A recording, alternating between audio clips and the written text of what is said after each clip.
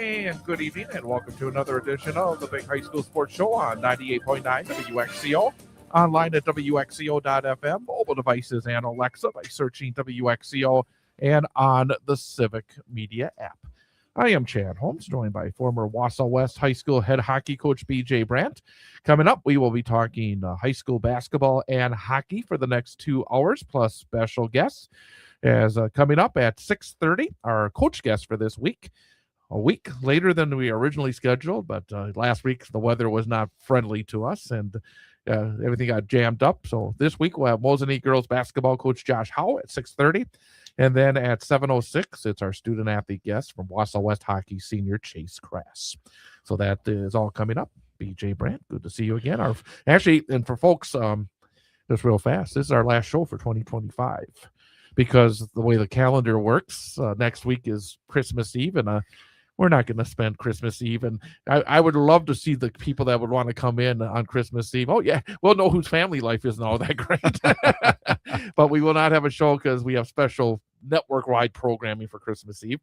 And then in 2 weeks, actually, I'll be in Green Bay because a special Wednesday hockey game as Wausau West will be part of the Notre Dame Academy Showcase. So we'll actually have a game broadcast after then, so we won't be back until like the 7th of January.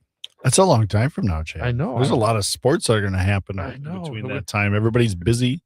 Got the holidays coming, and what we see today will not be the same in 3 weeks. Correct. There's going to be a lot of changes, but a lot to talk about here tonight. And we're going to start off this evening, starting with some girls basketball. And I have to say, it was BJ who said, we got to get the girls first here on the hoops. So let's jump in because it's actually been interesting because Valley started with their conference games actually a couple of weeks ago. So we had a couple of games now under their belts. And just real quickly, we'll start with the Valley. Standings wise, Rapids 2-0 in the conference, 6-1 overall. Stevens Point 2-0, 6-2. Everest 1-1, 3-4. Marshfield 1-1, but 1-6. West 0-2, 3-7. East 0-2, 0-4. Starting with the conference games from last Friday night, a game that we had right here on 98.9 WXCO. Saw DC Everest rally from an 11-point deficit in the second half, beat Wausau West 50-47. Peyton Marshallonis had 19 for DCE, 6'2" and freshman. Olivia Colwell 14, Stella Olson 13 for West. And I got to say, that young freshman is going to be a player. Yeah, she was really impressive. In fact, I sat at the table for most of the game to get a front row seat of that matchup, and she was really impressive. I mean, they in the second half especially, they decided to make her a presence and to go inside, and the Warriors struggled with it. And you saw that at one point West was up double digits, and just through her play and getting the ball through her was able to chip away at that lead and then ultimately take it over at the end. I said on the air, it's not a matter of if she'll be in the starting lineup, it's when she'll be in the starting lineup, because I don't think that we're going to see her coming off the bench much longer. If not, who knows, maybe she started Saturday because they played against Saturday. And actually, freshmen. We're going to talk about another freshman coming up from Wisconsin Rapids here in the next game, but there's a lot of freshmen I've noticed, and not just from the teams that are at the top of the conference. I mean, you got Macy Durr for Wausau West, who I think is going to be a player. She has a couple of really nice games earlier in the season that I did, and then Wisconsin Rapids, as I said, I think a bit of a surprise at 6-1 and 2-0. They have a freshman named Kennedy Conkle I saw play in Merrill when they were there and West was there early in the season. And she helped Rapids to a 39-35 win against Marshfield on Friday. She had 15 points in that game. It seems as though for the girls' basketball teams that the ability, if a girl has that ability as a freshman, they have an opportunity to get on the court. Yeah, I think so. And I think you've seen it certainly in the Valley. I mean, with Marshallonis there, like just being 6'2", it doesn't matter what age you are. If you've played enough basketball and you're that tall, they're going to find a way to get you on the court. And you know, with Macy Durr, she's had some great games here early on in her career, both from the point perspective and even last night. You look at the way they were able to get that victory over Lakeland. They had to play well down the stretch, and she was part of it, taking the ball to the hoop and getting fouled and making some free throws down the end. Yeah, and Conco for Rapids is a different kind of player. She's not one of those 6'2" players. She's more of a guard, and she really can shoot the basketball. She had about 25 in one of the games that I saw in Maryland to get 15 last night. And I thought that was one of the early games I was kind of actually keeping an eye on because Rapids off to a good start. Marshfield, again, right now they're just struggling to score. They scored 25 points last night in a 36-26 loss against Holman. Again, I think we're just so used to Heidi Michaels and Marshfield winning a lot of games, and right now they're just struggling. Yeah, but it's early. It's one of those things where you have some maybe they're young to the point where they just have to play the games and start to figure it out. Also, Stevens Point beat East 97-33. And again, there's 3 players for Stevens Point I think are going to be up there all year long. You got Leah Aui with 33 in that game, Jada Seibert 25, Ellie Strong 15. Stevens Point just is right now head and shoulders above everybody else in that conference.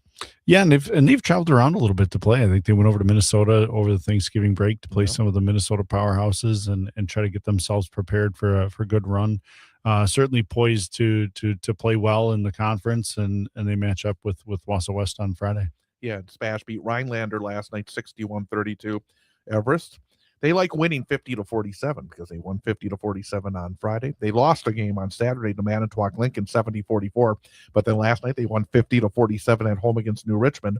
And Rapids, in a game that is significant because it's a sectional game, defeated Eau Claire North 38-33. So again, I think Rapids has made it a little more interesting in the Valley than maybe we are expecting because Stevens Point right now is the team that, unless something really goes off the rails, is the big favorite in the conference. Yeah, and you look at the amount of points that Stevens Point is scoring. So obviously it'll be interesting to watch them play and to get up and down the court. I know, speaking with a Rhinelander coach, they were excited to keep them around that 60-point number because they had been scoring in the 70s, 80s, and 90s prior to that. So they felt like they played really well on the defensive side of the ball. And then it's just a matter of finding ways to score against them. And as you said, another night of conference play coming up on Friday with West at Spash. Rapids travels to East and Marshfield at DC Everest.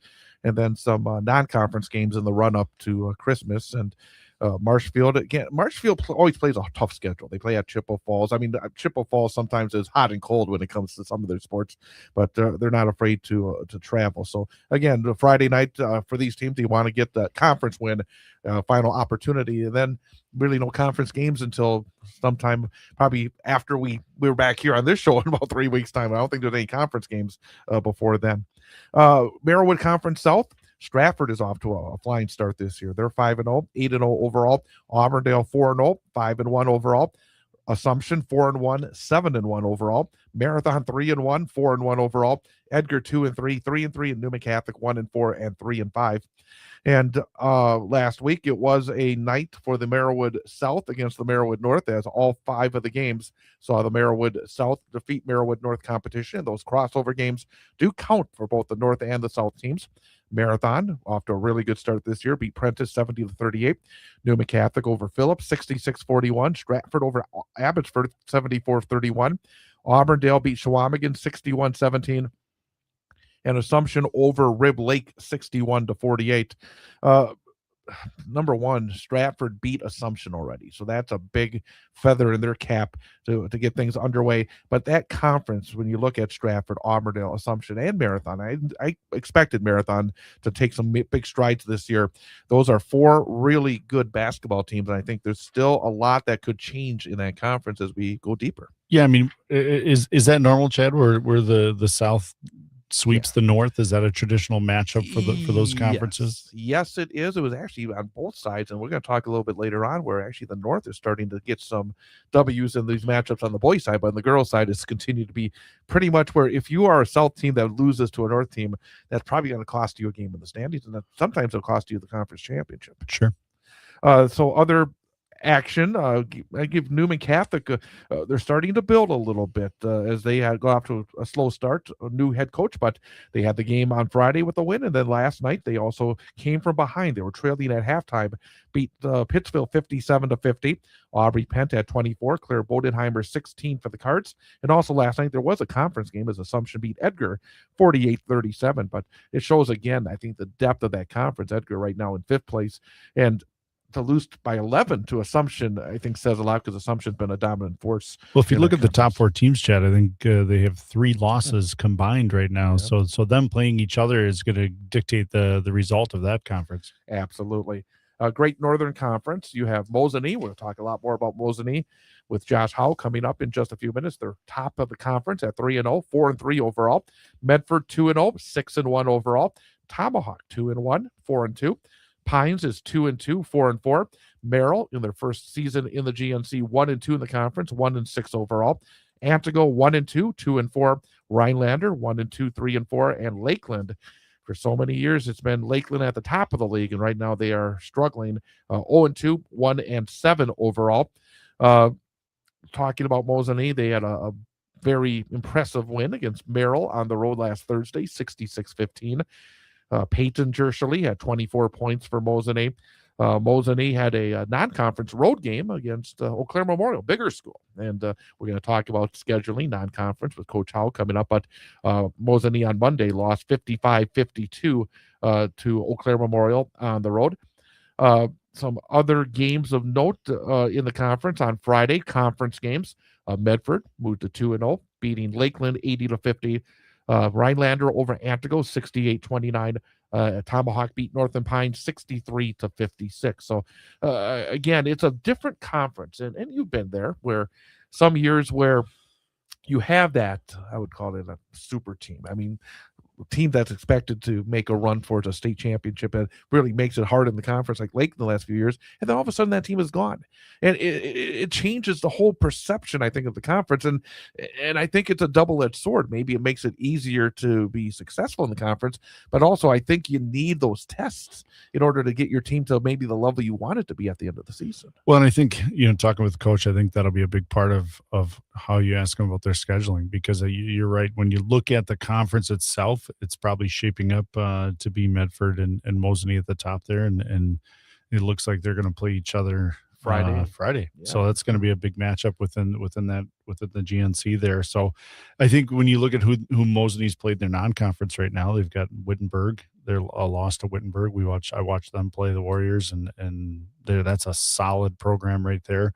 A loss to Neilsville in late November, and then obviously Neilsville's always really good. Yeah, and then you look at Eau Claire Memorial. So you've got a Mosinee playing Eau Claire Memorial. Like, that's a big matchup for both teams. Absolutely. So that's a peek at the girls. Let's jump into the boys' side. Wisconsin Valley Conference. First games in the conference came last Friday night. Winners were Stevens Point, Everest, and Marshfield. So they're all 1-0 in the conference. All those teams have one loss overall. Spash 2-1, Everest 3-1, Marshfield 4-1. Wausau West, Rapids, and Wausau East are all 0-1 in the conference. Warriors 3-3. Rapids 1-3, and Wausau East 0-5. Looking at those first conference games, again, we were over at Wausau West, had the game again as part of that girls-boys doubleheader here on WXCO, and a very impressive DC Everest Evergreen squad. They came out and jumped on Wausau West early, 79-53. Cade Felch loves the Wausau West Fieldhouse. Last year in the meeting, he scored 29. And I actually went back and looked. I thought he had more than 29 in that game. And then he comes and gets 35 this past Friday. Vander Truax had 17 for Everest. Karji Cooper, 22. Jackson Riley, 15 for the Warriors. But it was a pretty dominant game for Everest. And one thing that kind of jumped out as well is that Everest, just physically, they were just, I think, bigger, thicker, and that made it hard on the Warriors. Oh, they definitely did. I mean, but Cade Felch, I mean, he was not missing from anywhere. I think he missed 2 shots the whole night, and I sat at the table for that one too, and had a front row seat to watch him. It didn't matter if they had somebody in their face or gave him the wide open look. He was going to drill the shot, and you could see that built a ton of momentum for them, because he was really good early, and that just separated a little bit early. For Wausau West, they then lost last night to Rhinelander 61-38. Will Stenkel at 10 for the Warriors. The last 3 games have been tough. They had a good start with 3 wins in a row. The 3 losses have all been pretty significant. As a coach, you see Nate Lemons in the hall. It's a tough goal right now, isn't it? Yeah, I mean, when you look at the opponents they're playing, though, I mean, DC Everest is going to be a top team in the conference. Eau Claire North is going to compete over there. They were shorthanded that night, too. Yeah, and the Warriors were shorthanded, and then you look at who they played last night, Rhinelander. I watched them scrimmage them, and Rhinelander's a good team. Yes, They're gonna compete hard for that GNC conference title, and you go up there and Coach Lemon's coaching against his brother up there, so you get a little added energy to that building. But it's about resetting and going back to it. I mean, they get an opportunity to go against Point on Friday, a team that they were able to beat a year ago, and it's been a long time since the Warriors had beaten Spash. So there's got to be a little bit of confidence coming off of what they were able to do against Spash a year ago. Wausau East fell to Spash 77-31 on Friday night. And then East also lost to Beaver Dam 76-41 on Saturday. Lumberjacks 0-5, 0-1. I've known Dan Garrett for a long time. He coached at Newman, and boy, last March must feel a long way away right now. Yeah, but you look at what they lost from that roster, and that they're looking to rebuild, and they're looking to get guys experience and hopefully compete hard, and it'll be fun to watch that group as they go throughout the season. You'd like to think if they stay healthy, they're going to get better every time they get out there. Marshfield had a pretty good weekend. And actually, they won 3 games. They beat Rapids in the conference opener 73-54. They then went to Hudson, and that's a significant win. That's also a sectional game. Went over to Hudson and won 57-44 on Saturday. And then last night went to Eau Claire North, another sectional game. And we've seen Eau Claire North. They're playing a Valley schedule themselves because they played East and Everest, and then they played West, and now they play Marshfield. And Marshfield beat North 91-65. If North was in the Valley, they'd be 2-2. They play more Valley games than anybody else. But Marshfield, again, Chris Pohl is one of the top returners this season athletically, and just expected to be a real handful. But they got more than that. And in Marshfield, again, I don't know how they do that, because Marshfield, basketball-wise, to have 3 in a row and now have right there have a chance for a 4th in a row, they really got that program rolling. Well, it starts with the youth, and I think they've probably had a couple of years of good kids, and then they obviously come through together. But part of that too is when you have some longevity and success, it builds on itself, where guys and players recognize the success that the older guys have had, and there's a little bit of I need to step up. So there's probably a little extra work ethic coming from guys that maybe weren't going to be in the mix, that suddenly are in the mix and have turned themselves into some really good high school basketball players. Absolutely. So looking at the Valley this Friday night, more conference games again. Stevens Point at Wausau West. We'll have that game right here on 98.9 WXCO. Everest and Marshfield. That's a intriguing game. I mean, I think that one, having seen Everest and knowing what Marshfield has, that's going to be a premier game in the conference right there. Just knowing what those two teams can do on the offensive side, it'll be interesting to see who defends well to keep the other in check. Yeah, so that's an early season opportunity for DCE to make a big statement, but it's never easy to go to Marshfield. And then a lot of non-conference games in the run up to the Christmas holiday. Stevens Point takes on Verona. Again, that means a lot of interesting games that Spash has been putting on their schedule. River Falls goes to Marshfield Tuesday. Preble goes to Everest. Medford goes to Wausau West. Rapids makes a trek to Sparta on Monday. And East at West Salem. One of the things about the Valley, it's always been this way in Valley boys basketball. It's always a case where you play basically 2 games before Christmas. I mean, it feels like the season's already almost a month and a half over before you really start getting into the conference season. It's a different feel with Valley boys basketball, I think, than almost any other sport. Yeah, it's really interesting now that in the chair that I sit in, just to see how scheduling happens and to see when coaches want to play non-conference games and when the schedule comes out for I mean, they're in the same boat as every other Valley, where you've got 10 conference games and you get the opportunity to schedule 14 others. So you've got to sprinkle those in there, and you can see where some of these where the teams are traveling to, like there's some opportunities to travel a little bit more in the basketball world. Merriwood South Marathon is really good. I mean, they had a battle Friday against Prentice. Prentice, a good team. I mean, every time I talked to Nate Lemons about that game to Prentice when the West went over there a few weeks ago, he said, that's a good team. That's a good team. And they went to Marathon, and it was 70-66. And Marathon had 3 players in double figures with Drew Wolfel, Landon Snyder with 14, Logan Peters 12. And then last night, Tom Weaver is over in Marathon, had the game on our Sports 2 stream of WXCO.FM. And I was surprised. I thought Newman would have keep it closer, I guess the way to put it. Marathon, though, 75-46 and 4 Marathon players in double digits, and that's every year. Marathon always has depth. They always have guys that just know how to play the game, and I think Adam Jacobson, whether it's football, basketball, hockey, baseball, he is one of the best coaches. I just think he does such a fantastic job every single year at Marathon. Always has a lot of great help as well. But this Marathon team has come out in their first 4 games have really, really been impressive, and I think it's as impressive as anybody in boys hoops here in Central Wisconsin. Yeah, it'll be interesting to get to watch them a little bit as the season goes. But clearly, early on, they're playing well. But you talked about how they schedule there. There's a lot of practices that lead up to the first game, so that you can dial in some of the systems and structure. So it's that type of scheduling is paying off for them right now. Real quickly, the standings in the Merowith South. You got Marathon 3-0, 4-0 overall. Auburndale, Assumption, and Newman all 2-1 in the conference. Auburndale 3-2, Assumption 3-3, Newman Catholic 2-4, Edgar 1-2, 1-3, and then Stratford 0-3 and 0-5. And Stratford almost every year, I don't know how closely you've been watching this over the last number of years, they were always a team that was winning 20 games. I mean, they were always right there with Marathon in that conference. Kurt Schmidt, who your predecessor in that seat had the most incredible respect for. He would always talk about how great Kurt Schmidt was. We'd always have Kurt Schmidt on the show. He stepped away, and I think I may have said a week or two ago, I'm not surprised Stratford's a little bit of a slow start because of always the football hangover a little bit. But now it's 0-5, and I was shocked when they lost at home to Abbotsford 47-45 last week, because Abby had lost big to Newman previously in that, and Abbotsford had struggled a bit.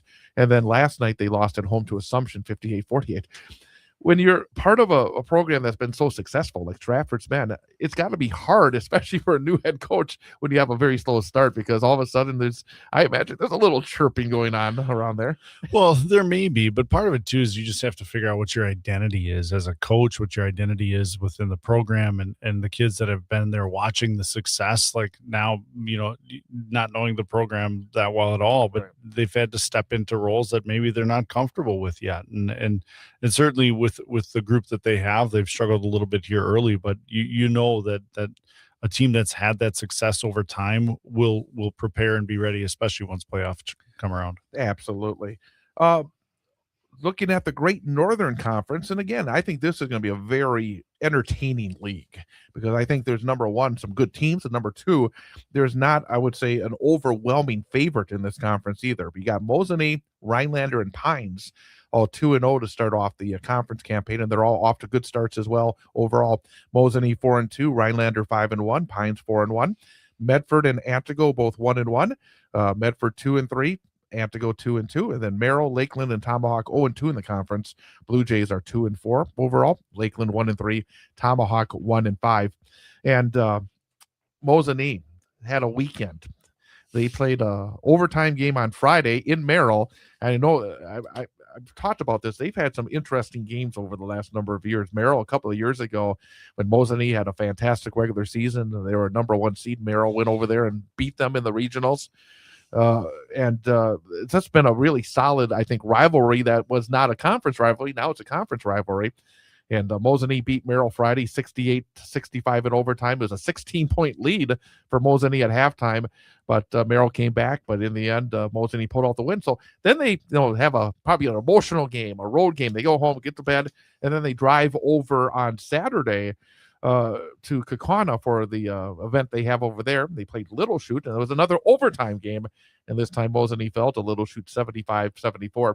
Braden Reinke has been just red hot, and then last night Mosinee beat Brilliant 68-54, but Reinke had 26 on Friday, then he had 32 points and 10 rebounds on Saturday, and then last night he added 23 points, so he's one of the guys that I'm putting on my mental checklist here to get over here on a Wednesday night, but he's been outstanding. And then you got Treve Stoffel, and I've got to say congratulations to Treve Stoffel, because he just announced he's going to go to the University of Wisconsin to play football. Oh, that's fantastic. Yeah, so that's a great thing for him. Yeah, we had him on the show in the fall, but he just last week announced he's going to play at the University of Wisconsin, so outstanding there. And then, of course, we had Rhinelander. We mentioned the fact that they had a nice win against Wausau West last night, 61-38. They beat Antigo by 20 on Friday, and then Pines. We saw Pines over Thanksgiving weekend. They know how to put the ball in the hole, and they're off to a good start as well. Those three teams, they're gonna. And the thing about those three teams, I think they play entertaining basketball as well. They know how to put the ball in the hole. Yeah, I mean, when you look at it right now, it seems to be a three-horse race for that conference, and some of it will be sorted out on Friday because you got Pines at Rhinelander on Friday, which will dictate a little bit of what's going on, and you got Medford and Mosinee, also a matchup of essentially fourth place in the conference versus first place. And Medford's always there. I mean, they're always there. They may be hanging around, but they're always going to be part of the discussion. And I'm still curious to see how Merrill develops during the course of the year. I think they're going to be a factor in some way.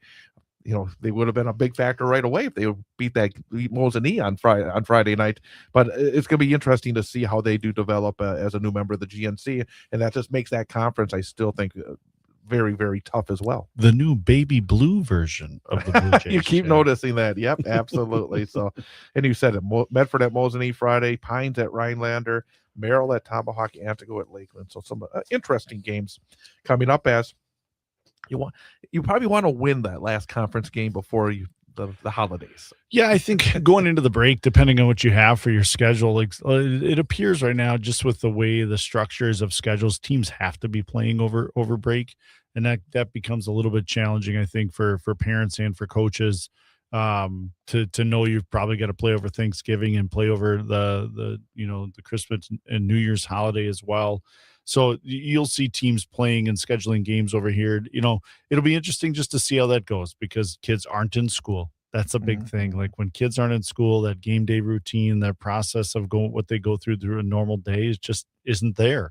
So as a coach, you got to manage that a little bit. So, but yeah, you're right. I mean, you want to win that last conference game to feel good about going into the break, or at least compete hard in it so that you can get some momentum going into the second, 2/3 of the season. We don't see as often, whether it's basketball or hockey, as many teams that would take the entire time off. We used to see a few of those teams that you get to the last game before Christmas, and then we don't see you again until January 2nd in terms of games.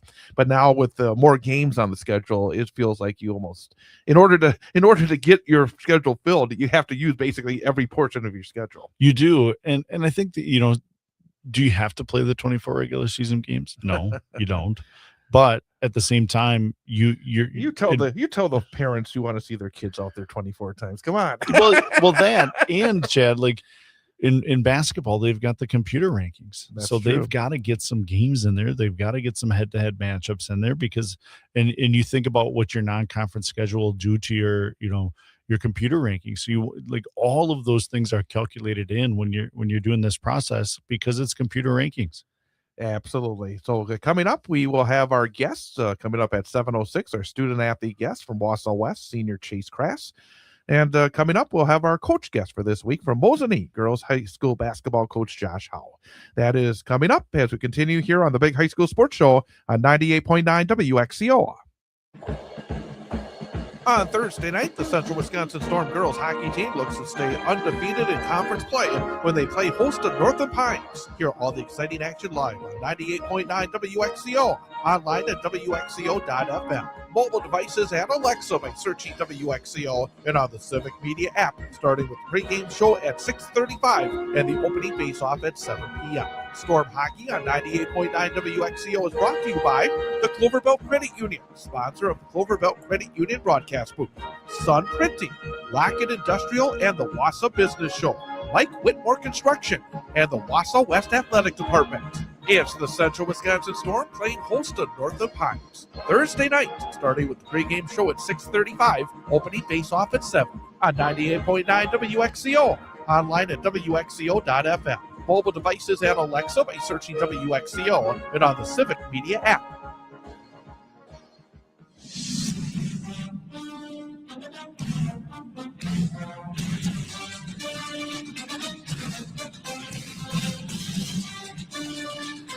And welcome back. It is the Big High School Sports Show on 98.9 WXCO, online at WXCO.FM, mobile devices and Alexa by searching WXCO.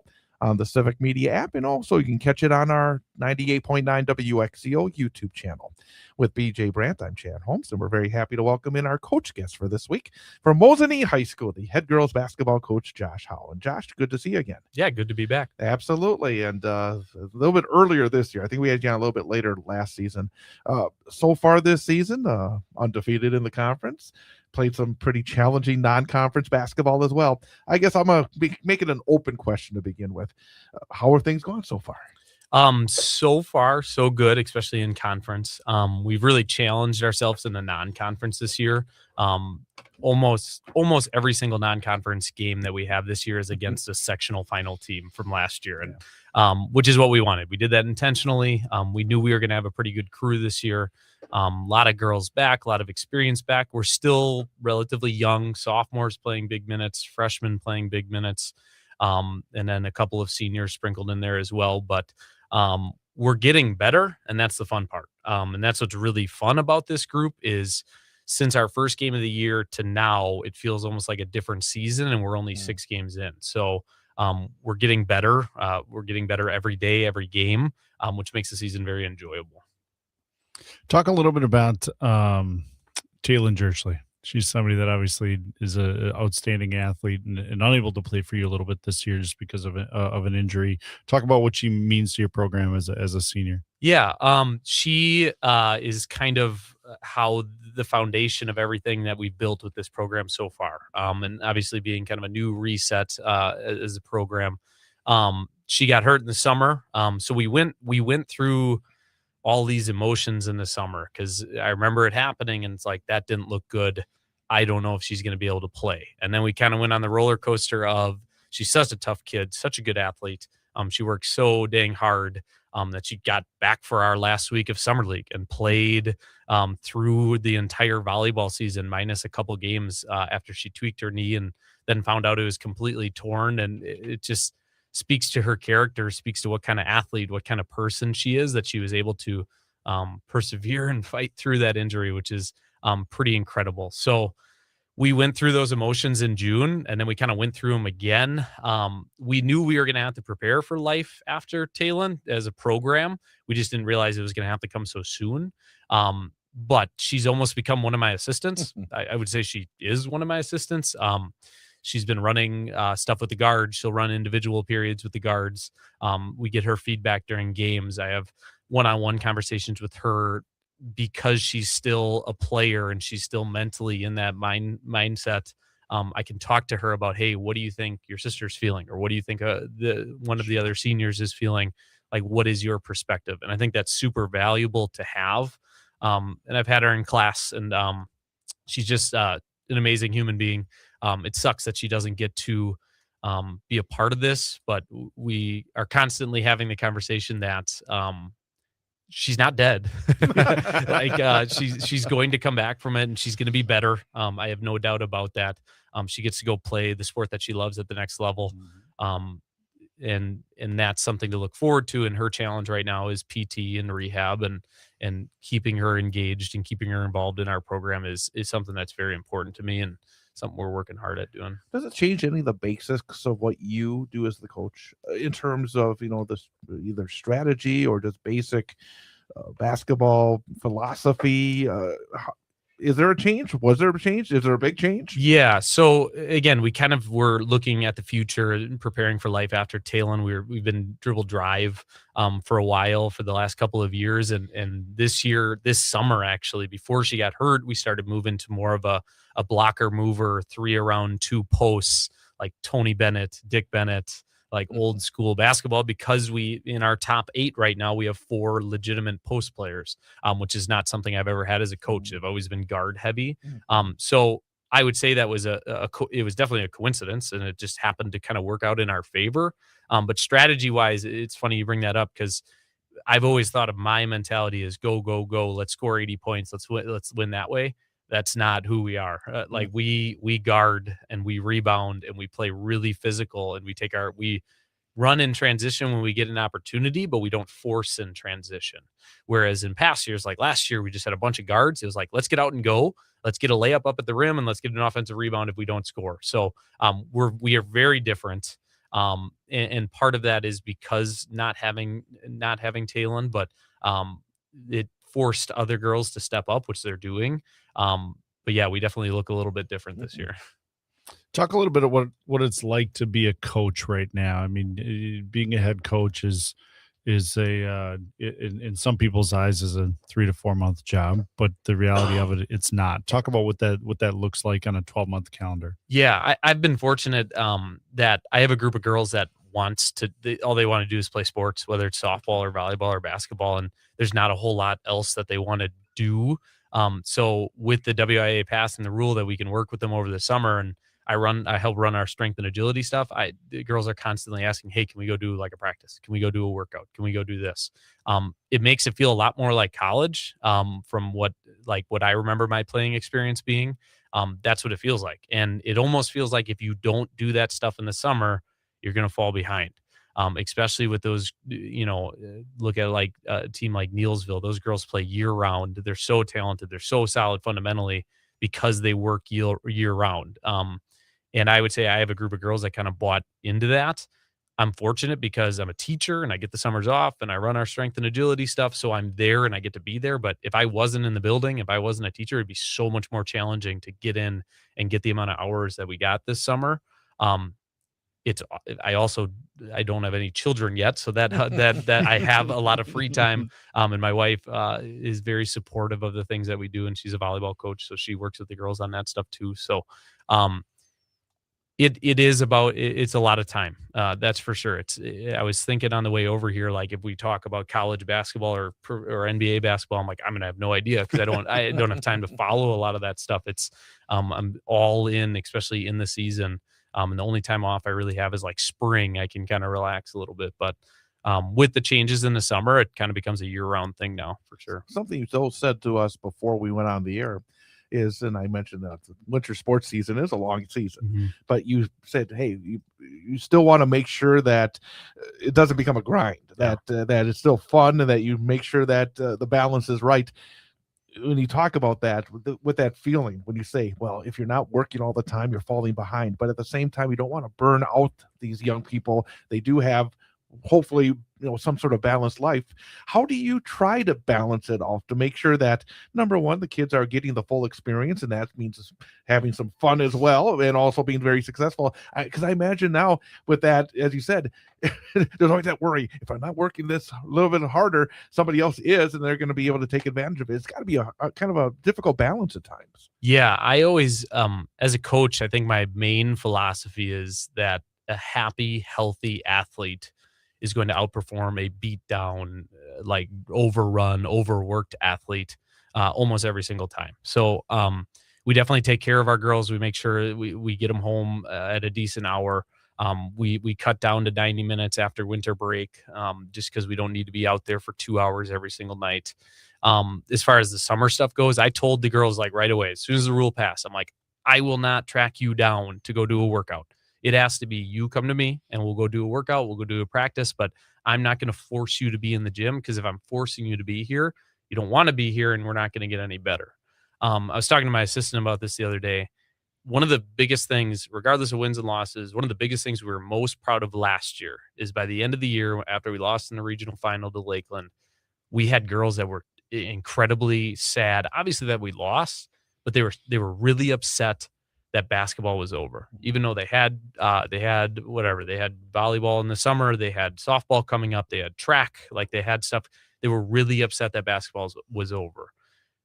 With winter sports specifically, I don't think you see that a lot. Like, It's a long season. And even as a coach, like the season gets done and you're like, okay, yeah, I'm sad, but all right, it's over. But we didn't have that last year. Like we wanted to keep playing, and literally the girls are like, can we keep practicing? And I'm like, no, we gotta move on. But that was something we were really, really proud of, is we kind of took a bunch of athletes and we made them, or not made them, but we helped them love basketball, which is one of the biggest things that we wanted to accomplish, was get girls loving basketball again, because we felt like we lost that a little bit. Again, we're talking to Josh Howe, the girls basketball coach at Mosinee, here on the Big High School Sports Show on 98.9 WXCO. Talk about your roster a little bit. As I look at, your roster, you're playing a lot of underclassmen. You've got 2 sophomores, a freshman, and a couple juniors that are, getting a lot of minutes for you right now. Talk about your roster a little bit. Yeah, so I have, I think I said this last year, but I'm not going to act like I wake up on third and act like I hit a triple. Like I have, that's not. I always say that. Like I have incredible athletes. Like I knew that coming into it. It's part of the reason I switched over to the girls' side. I have 2 guards now, in Addie Henrik and Peyton Jerchley, that can legitimately control any game. With the pace, they can handle the press. They can control the game and dictate, and it's something they've had to grow into, because it's not always something they've been great at, and they've relied on Talon to do that a lot. But now all of a sudden, I have 2 point guards on the floor almost at all times. Peyton is one of the best defenders in the state on the basketball. I have no doubt in my mind about that. If you like defensive basketball, you got to watch her play, because she works so hard. She anticipates every crossover. She's physical. So I got 2 guards that control the control the game. And then I run a front line out there with 3 bigs with Bridget Fry, Abby Clues, and Payson Stoffel that not many teams can handle that kind of size. And we rebound really well. We're tough to score on, especially in the paint, because of that size.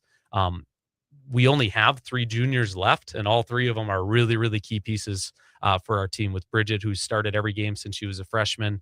Abby Clues has taken, she's like our physical presence. She's always rebounding. She's always playing defense. And then Payson is our big freshman that is going to, the growth we will see out of her from start to finish is going to be incredible. Because she came to us. She's a volleyball player. She's an athlete. She's a really smart kid, not quite a basketball player yet.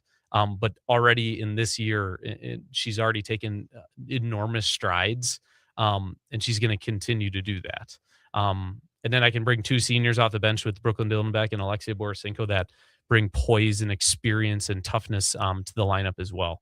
And then my lone sophomore that I'm leaving out was Megan Troy, who's really come on for us the last couple of games. Again, really good athlete, great softball player, not necessarily a basketball player to start out. And already in this season, she's taken an incredible growth coming off the bench for us. It's an interesting mix, because so often when you're going through school, and whether you're an athlete or not athlete, you hang around with the kids that are in your class, you got such a smorgasbord here of from freshman to senior. How is this group? You said last year's group they came really close together. How is this group coming together? And is there a challenge sometimes when you have freshmen, sophomore, juniors, and seniors all being part of the mix? Yeah, for sure. The one thing, we do random partners every single day for warm-ups. We do random lifting groups. So it's never, again, I'm blessed that I don't have a very cliquey group. I can put a girl with a partner and they will have just as much fun as with anybody else.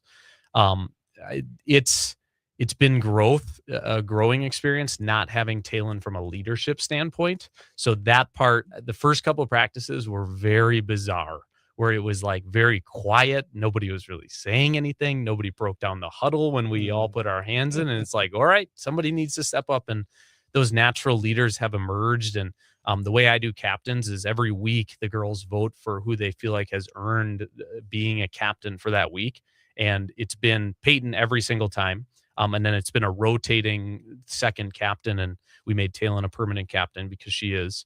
But it's been a different girl at that second captain every single week so far this year, which is awesome. And the other part with this group is, like I said, I run the strength and agility stuff in the summer. Every single one of our varsity girls is at that almost every single day this summer, which is a huge part, because they're lifting together, they're working out together, they're pushing each other.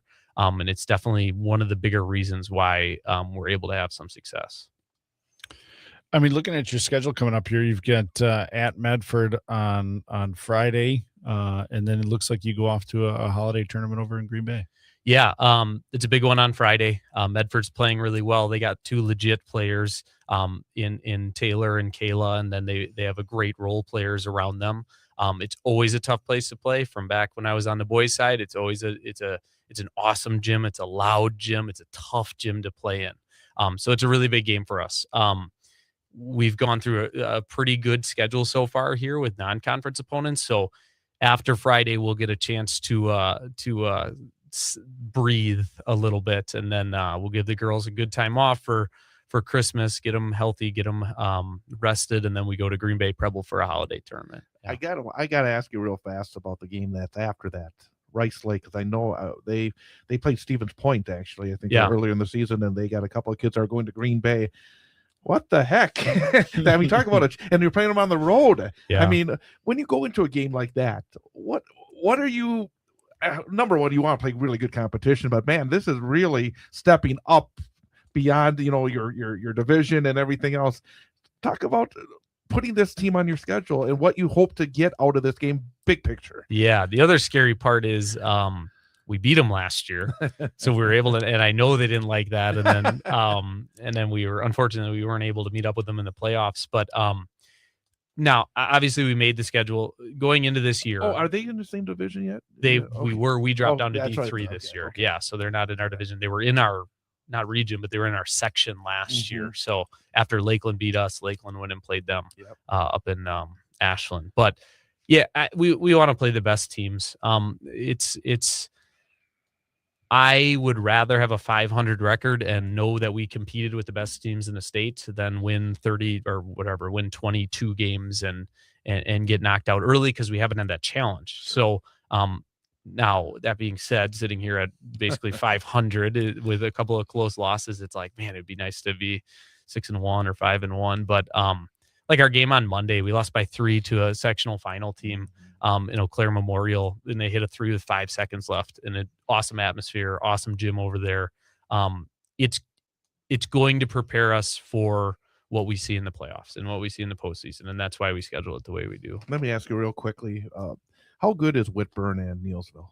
I mean, because those are really good basketball. I'm just always curious to hear from a coach who sees good basketball teams. How good are those two teams? Yeah, Wittenberg's unique because they play such a chaotic style of basketball, yet they're in control of the game. So it was a brutal first game for us to start with. 29 turnovers without our main ball handler. We put the girls in a fire immediately. Is that a game I'd rather play in like December or January? Yes. Now they're in our region, so I'm expecting to see them again, and I'm expecting to be a very different team by then. But they play such a chaotic style, and it's make or miss, in your face, run and jump. And we're not going to let you breathe the entire game. So that was a really good experience. We got a couple of girls, looking a little shell shocked when they got in there, and it's like, this is it. And it was the same thing Monday. So against Eau Claire, and then Neilsville's just solid. Like there's never, I go back to my first year on the staff, and Paris O'Pelt was averaging close to 20, but it seems like there's never a girl that averages 25. It's just a bunch of girls that average 10. And they can all shoot, they can all post up, they all play defense, they're all just solid. So that was a really good game for us too. Again, early in the season, these pre-Christmas games, you can't put a ton of stock into, but I think they're valuable learning experiences for us for sure. Well, part of your schedule is you get to be home pretty much, all but maybe 3 or 4 games here in 2026. So you've kind of built it around where you've traveled a little bit early here, and now you get to be at home. Talk about what that means to your kids to be at home and in their home gym, especially when you get into the dog days of January and then the sprint a little bit of February. Yeah, it's a huge advantage for sure. I love our gym. It's small, it's loud. It's really, really fun place to play in. But like you said, with our conference games being like an hour plus away, I mean, we didn't get home till 11:30 on Monday, and that's just brutal on the girls too. I can go give my kids worksheets the next day or something, but they have to lock in and focus in class too. But yeah, we wanted to manufacture some adversity early. We wanted to get on the road on a Monday, go 2 hours and play a sectional final team. Because that's not something you can replicate in practice. It's not something you can replicate by playing somebody you're better than. So we did it intentionally. Maybe not having so many road games in a row was intentional, but again, I preach to the girls all the time. We're gonna adjust to whatever the circumstances are. We're not, it's easy to say, oh, we got to go all the way to here on this day, but who cares? Do it. So what? That's kind of been our motto. So what? Let's move on. Let's do it.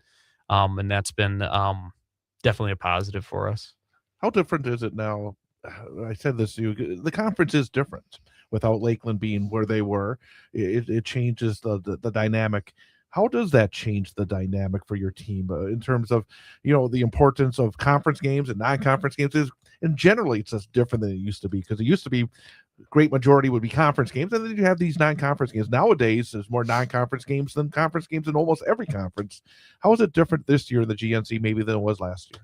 Yeah, I just think back to when we played Lakeland last year. The feeling before the game last year and this year was very different. It is weird not having they've been a staple at the top of our conference for a while. You know, I feel like we have a really good shot to win our conference, and that starts on Friday. But we got to beat a really good team in Medford. We already got it out. We got a hard road game against at Rhinelander out of the way, which is always a tough place to play too. So that was a big step for us. But like you said, it's a different conference for sure, and it's a small conference, and it's a little bit top heavy right now. That's why these non-conference games are so important for us, and that's why we schedule them the way we do. And but yeah. When you come back and once school gets going again there in January, and you go Rice Lake, and then 3 days later, you've got Anna go in there, and then 3 days later you've got Northern Pine. So that's going to be a big matchup for you guys coming off the break. Yeah, we got a couple of 3-game weeks. And again, there's the scheduling adversity a little bit, right? And then later on in January, we go to Pacelli, and then we're home against Xavier, and then home against Medford. So that'll be a really big week for us too. We're gonna be a different team by then. I'm confident in that, for the better.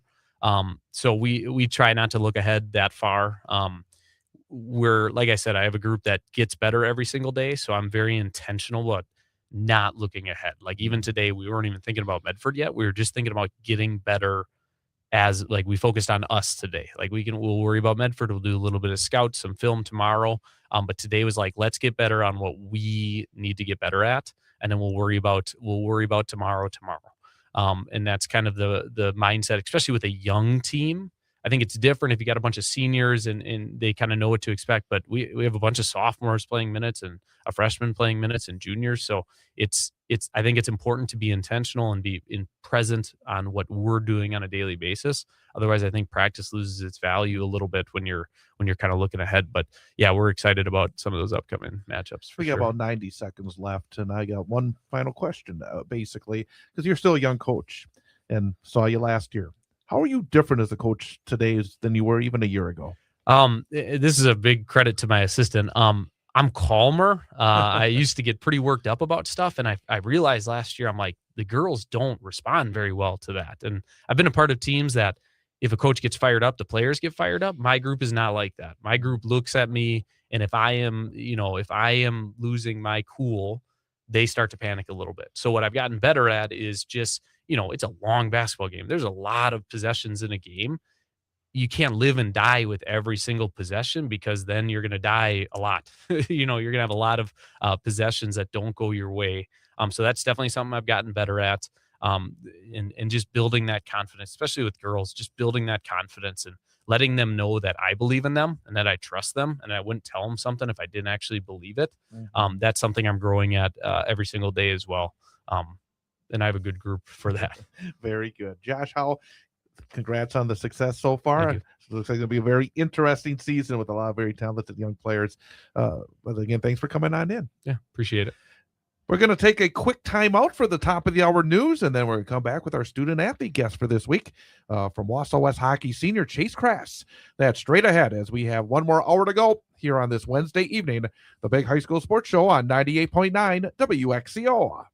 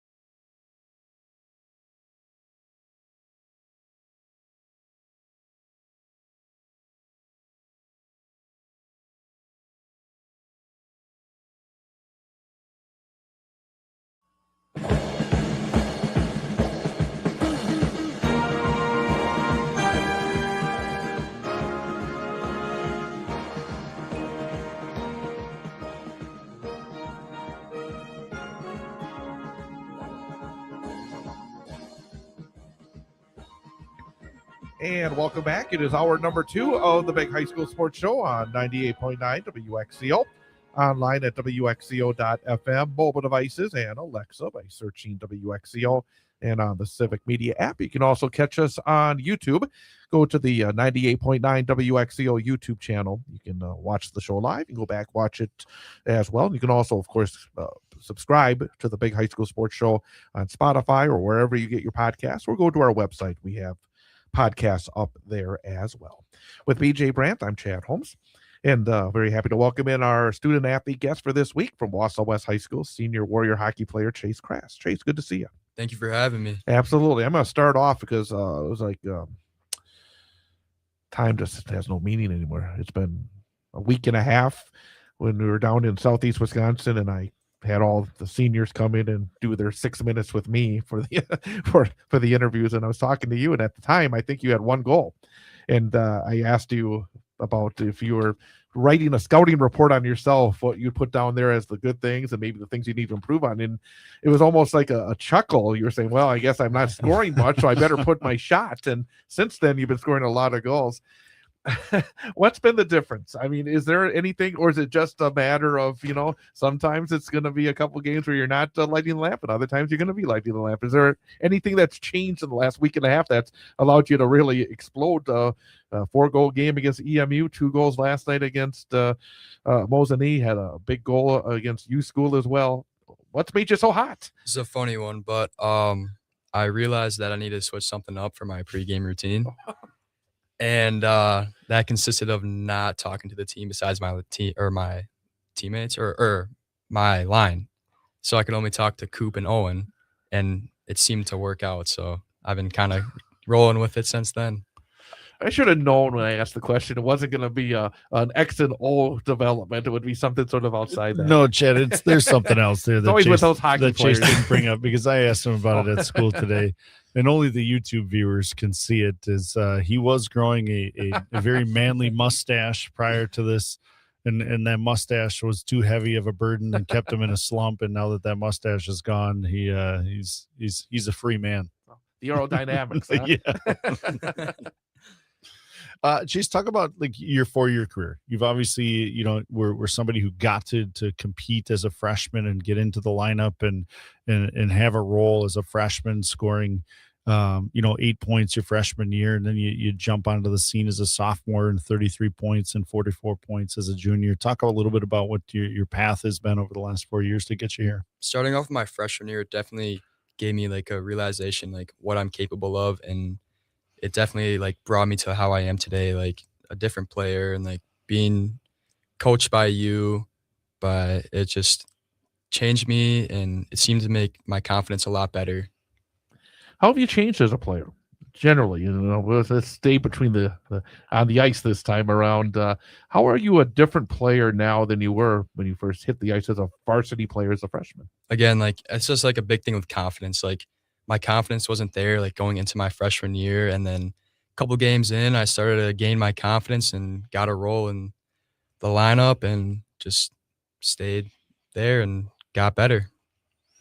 Talk a little bit about your line. It's a line that's been together for a lot of games. I mean, you guys have played together through fun times, through some difficult times. Talk about your line mates and your teammates. I mean, because obviously you've been a part of a lot of team success during your career. Yeah, so I've been with Cooper since my freshman year, and getting to play with him has been great. And having Owen come to my junior year, it was just such a big key factor of like our success throughout our junior year. And then once again, like this year for my senior year, like it just seems like we're just clicking, and it's coming easy to us. It does seem like you've taken it to another level, though. I mean, there were a couple of times in the last few games where I've said, well, he could have taken the shot. He passed it off. The next guy could have taken the shot. And then the next pass, it's an easy goal because the goaltender had no chance. Does it feel like that even with all the time that you played together, you guys have taken it maybe to a different level in the last couple of weeks? I think we definitely did. I mean, we were getting on each other a little bit at practice just because, I don't know, just things that happen around the team and just players trying to show off what they can do. But, I mean, we're figuring it out now, and it just seems like when we come to games that we're just there, we're clicking and just enjoying it and having fun. Well, as a junior, you guys had a ton of success. What did you learn from that year, and how does that prepare your group to have a great senior year? I think it definitely, I mean, with us losing at the state championship, it definitely came to us like that shouldn't have happened. And then like we're hungry for like this season, and then we know we're capable of doing it again. What did it mean to you though to get there? Because I know that this way you talked about that game at state, it sort of still sticks with you a little bit, but at the same time, to get there was such an accomplishment. When you look at that section, it's just incredibly tough. I think in some ways getting to state was probably harder than once you get to state winning the state tournament, because there's so many good teams there. What did actually getting there though mean in that long whirlwind process, especially through the playoffs? But I think it started back, I think, in Green Bay when you guys kind of started to turn it to that next level. What did that whole process mean to you to have the rewards come after a lot of hard work? Yeah, so going back to Green Bay, we dropped a hard one to St. Mary Springs, and it kind of just brought it to a realization like we got to switch something up now. And like going into the rest of the season, it just seemed like everyone was clicking, and just like everyone just seemed to be on the same page, and the team morale just boosted. Let me ask you something though. I mean, we've talked about this in the past. After that game, all of you guys started sitting down on the bench. What is it with hockey players and just doing things like shaving the mustache or sitting down on the bench? And it I don't know if that meant that why you guys started playing better, but it did. I mean, it just seems like in hockey, there's a lot of those little things that you guys are willing to try things to see if they work. Yeah, like again, like the little things, like we had to switch something up, and it just us standing up is something that we had to switch up. So we sat down and it seemed to work. And they've been sitting ever since. Yeah. I made a comment to Coach Brown as I watched the game on Huddle, how uniform it looks, especially at Green Hack, when you guys have the whole place to sit down and all guys are sitting down. It you look like a team and you look uniform, and certainly playing well right now. Talk about the Marathon Cup and what that meant to you guys. It meant a lot. I mean, going 19 straight wins in the Marathon Cup was some history that we wanted to keep on going, and it's just great to see the program still intact. Is it a different feel? Is there an energy at the Marathon Cup that, I mean, you guys play a lot of big games. It's not like for a lot of the teams where, sometimes there's a couple of games that kind of step up above the others. You guys play such a tough, you play those big games against Stevens Point every year. You play in these tournaments every year. But is there something still special about when Mosinee comes in, the Everest fans come in, the EMU fans come in, the West fans come in, that the Marathon Cup still provides for players on the ice? I mean, Mosinee usually gives us a good fight, and we always seem to struggle though. But I mean, it's something that we have to get used to now. Like the teams, like we can't drop to our opponent's level. We just got to stay consistent and play at our high level. Yeah, I mean, you guys have played a lot of games. I mean, right now, if you look at a third of the season, yeah, you and DC Everest right now have both played 8 games. You're 1/3 of the way through your senior year. You guys have played really well up to this point. Obviously, everybody's looking forward to a particular game. Talk about how you manage emotions and manage different things throughout games and throughout as you navigate through your schedule. Something that we kind of changed a little bit up this year is that we've been kind of trying to keep it positive on the bench. And if someone is having a negative attitude, that we try to lift them up. And I think with our the attitude change with that, and it just seems it's just fun to be around the guys all the time. Makes it easier too. You got some really big games coming up. I mean, you play at Edgewood, who won state last year. At the Stevens Point game that was supposed to be back a week or so ago. Coach just said it's been so busy. Do you guys just sort of are just rolling right now because all these games have significance in some way? What is it like? Because it has been so busy. How do you keep that sharp edge that you've had so far this year? I think it just starts off with having a good week of practice and just building it up and making sure that we're doing the right stuff and just making sure that we are just having fun, and it makes it easier a lot. And I mean, like tough opponents like Spash, like our emotions get high during that because we take it personal, and it just seems to bring us down there. But this year we have a mindset of where we're just going to stay positive and then hoping bury pucks in the net. Just found out, Chad, on Saturday the Warriors will be watching the banner raising that Madison Edgewood do, because that got canceled at Brookfield game earlier this year, so they'll get to see that. And talk about a little bit what you guys were on the road at Eau Claire. You're on the road down in the Milwaukee area, and then you go on the road to Green Bay. What do those events mean to your team and how you guys bond a little bit, especially early on in these every other year where we're traveling a little bit more? I think we definitely get closer on the long bus rides and the overnights. It just seems like all the guys are just together, and it's just great seeing them together, and it's just pretty cool being around everyone. Stepping away from the ice for a few moments, what do you like to do for fun? I like to hang out with friends, spend time with family, and I don't know, just be a typical 18-year-old. Have you played any other sports? I played football, soccer, and a little bit of baseball. And were you anywhere close to the skill level in any of those sports that you are with hockey? Was there ever a decision that needed to be made? Well, I like soccer. It was my second sport that I was pretty decent at, but I decided to pursue my future with hockey and just spent more time with hockey. So I just dropped soccer after that. Well, talk a little bit about that, because as we talk to hockey players, we know this is different. It's a different sport. You look at what the off season looks like, and I use quotes with the off season for all sports right now, because there really isn't an off season. It's just a game season and a preparation season. Talk about what that looked like for you over your 4 years and how you were able to manage it. Definitely staying consistent in the weight room and staying consistent with shooting pucks was huge for my development, and just making sure I was staying active also helped with my cardio, and that just helped me like just be an impact player.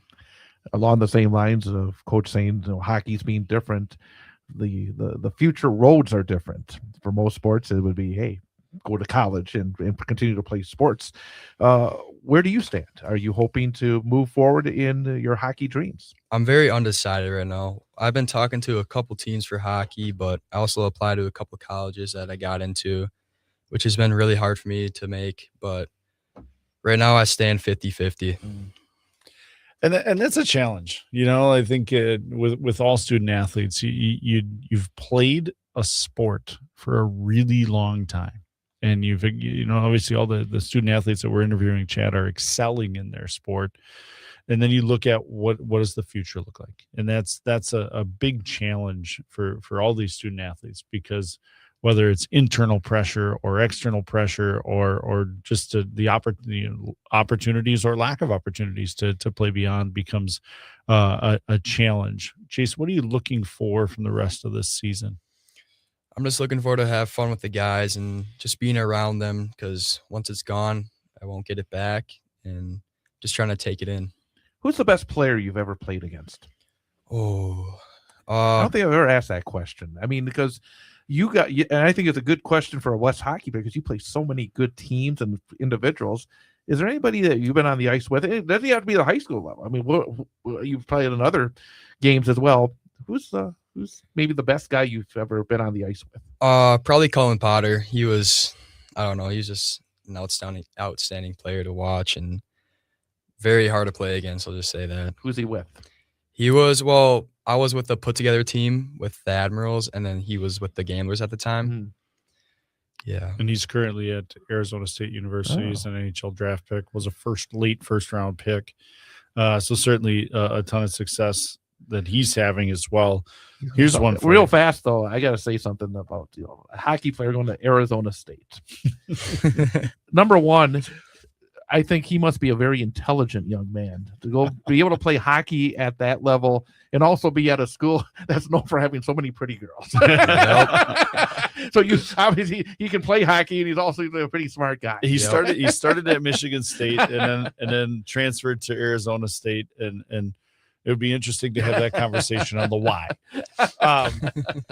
Chase, you've played a lot of hockey in your life. What's your favorite rink to play in? Ooh, let's see here. There's a lot, but I'd say the Ames Oil Arena. That was just a very cool experience, and just like the big dome sort of arena type. Yeah, that's where University of Minnesota Duluth plays their home games. Brady Cleveland gets to play there for his college career. So that's a fantastic event. Like, you get an opportunity to play in Ames Oil. It's a great atmosphere. Like, even when it's just the parents, right? Yep. I mean, there was just for a spring tournament, you get to go up there, but when you think about that place being packed, whether it's a sectional final for Minnesota high school or when the Bulldogs are playing at home, I mean, it's a really cool arena. A lot of maroon and gold up there. Yeah. If you decide to go the college route, have you decided what line of study you would like to go into? I'd like to be a physical therapist. I just like to work with. I generally try to work with athletes and try to help them get over their pains and such as. If I remember correctly, you've had, your issues in terms of, trying to be healthy and be on the ice as much as possible. Did your personal experiences push you in that direction? Yeah, it definitely did. It was very intriguing that it was just really hard for me to accomplish so much stuff with hockey and having the pains in my hips, and the physical therapist definitely came to the realization that like it could be a career for me. Nothing great is achieved alone. Jace, talk about the people that have helped you get to where you are. Yeah. Well, I like to say my mom, she's just been caring and loving with whatever I do and just been by my side at all times. And then I like to also thank my grandma, because she's just like the same person as my mom and just so caring and loving. Does it matter when people come and watch you play? It does matter, especially when my grandma's there. What's your favorite moment so far in your high school hockey career? Selling in the student section. Hockey players love that. They do, huh? I mean, they really do. I mean, when I've watched a lot of basketball, like there's a lot of basketballs that go in the hoop. So like there's really just the end of the game that it really can get exciting and this is, hey, sorry people out there, I'm a rookie novice basketball fan here lately. There's no plexiglass for a basketball player to jump into after they make a basket. After they make a big basket or something like that. But when to watch high school hockey players and hockey players in general in super exciting moments, it's fun to watch them, to be able to celebrate with their classmates that show up and the fans that show up and together as a team. I mean, last year's one of my favorite pictures is these guys celebrating together, all going towards their student section. I mean, it's really fun as a coach to watch these guys love playing hockey and playing the sport that they've played since they were 5 years old.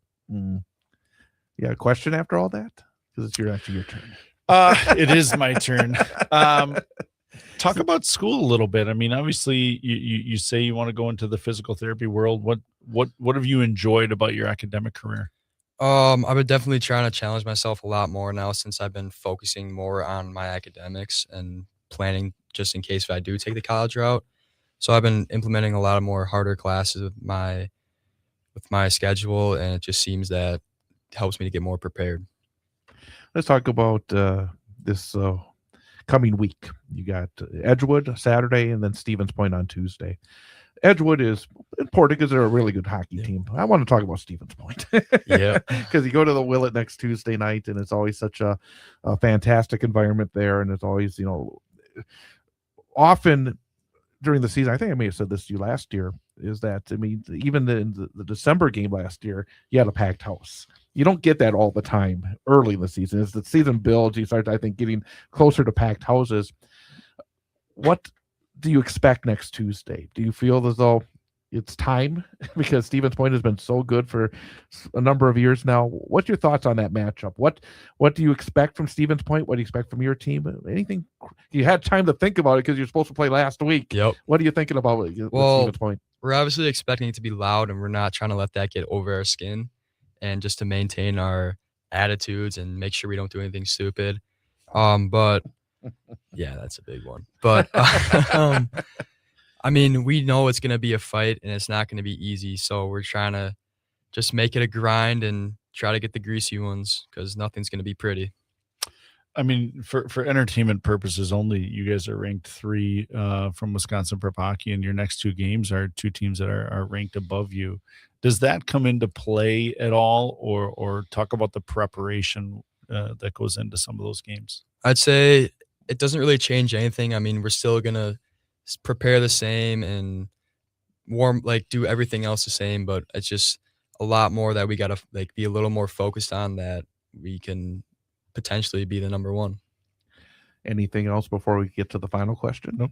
All right. So we have one final question, and based on your experiences being a varsity hockey player for 4 years, for a young freshman that's just starting their journey at Wausau West as part of your hockey program, what piece of advice would you give based on your experiences?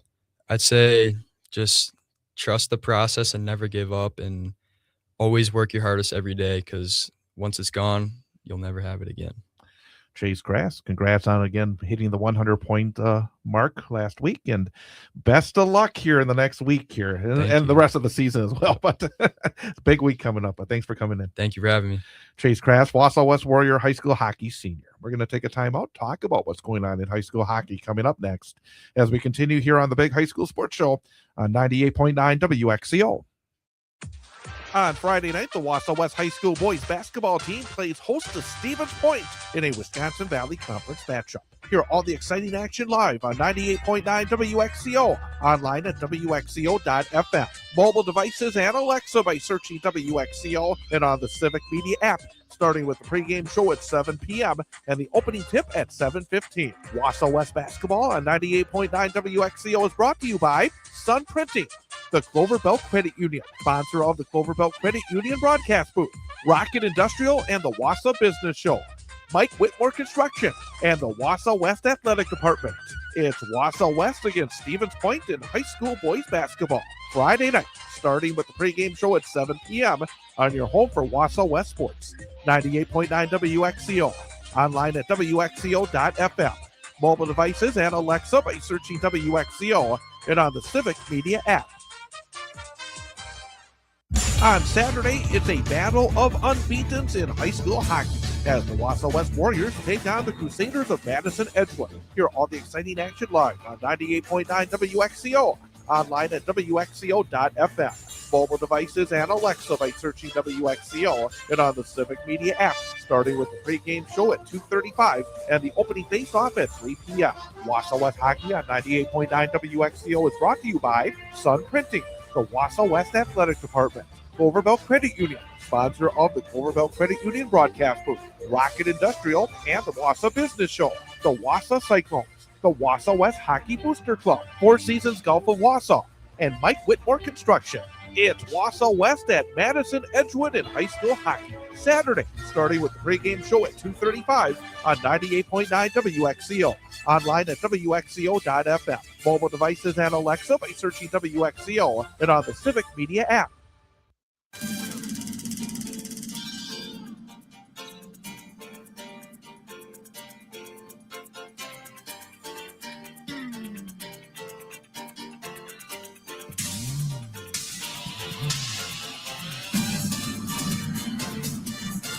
And welcome back. It is the Big High School Sports Show on 98.9 WXCO.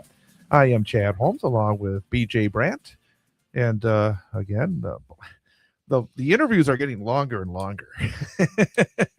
We have so much else to talk about, but the interviews are so good. So it's like we have to add a third hour here. You have to get some sponsors for that. You're terrible. Okay. But again, Chase was terrific, and Coach Josh Howell for Mosinee is great as well. And again, you'll learn. I really do. You learn a lot outside of what we just see. If you go to a game or just, read about what's happening in the games, there's so much beyond it that's so interesting. I mean, I'll say this a lot on this show. I would advocate for people to go watch a high school sporting event. I really think it just brings you into your community. You get to see student athletes succeed. You get to see them fail and how they respond to the success and how they respond to the failure. I mean, those are all life skills that these student athletes are going to take with them beyond the basketball court, beyond the ice arena, beyond the fields, wherever they play. Like that's the whole point of this, is to teach through sport. And I would advocate anyone go out and take a look at the schedule. Go to your local high school, look at the schedule, and go watch a game or two. Absolutely. And incredible deal. It really is. It's an incredible deal. And you feel that energy, whether it's in a field house or whether it's at a football field or at an ice rink, whatever it may be. Take advantage and connect with your community, because there's a lot of great stories out there. Let's talk about a few great stories on the ice in the past week. You got Wisconsin Valley Conference. That's looking at the standings at this point. You got West at 3-0 in the league, 8-0 overall. Stevens Point just played one conference game. They're 1-0, 5-0 overall. DC Everest is 2-2 in the conference, 4-4 overall. Marshfield 1-1, 2-2. Rapids 0-1, 1-4, and EMU is 0-3 and 1-6. Let's start with the Marathon Cup tournament. It started on Thursday of last week with the semifinals. West beat East Merrill 11-1. Chase Crass had 4 goals. Hendricks Damerel 2 goals for the Warriors. Brody Klebanow had a goal for EMU. Everest beat Mosinee 6-1. Cole Van Slyke 4 goals. Griffin Bonnell 35 saves for DCE. And then on Saturday, the consolation round saw Mosinee defeat EMU by a score of 6-1. Cameron Kuklinski had 2 goals for Mosinee. Jackson Pierce scored for the Blue Jacks. And then in the championship game, it was a very interesting game, to say the least. You can say penalty filled, Chad. It was, but it was unique. I said in the second intermission, when I always post what the score is, that second period was unique, because I don't remember a period where you saw as much 5-on-3 and 5-on-4 against one team, and then the team goes into the locker room a goal further ahead than they were before. But the Warriors beat Everest 4-1. The tournament as a whole. Let's talk about each of the teams. What we learned maybe about these teams. Let's start with the Blue Jacks. They finished 4th in the tournament.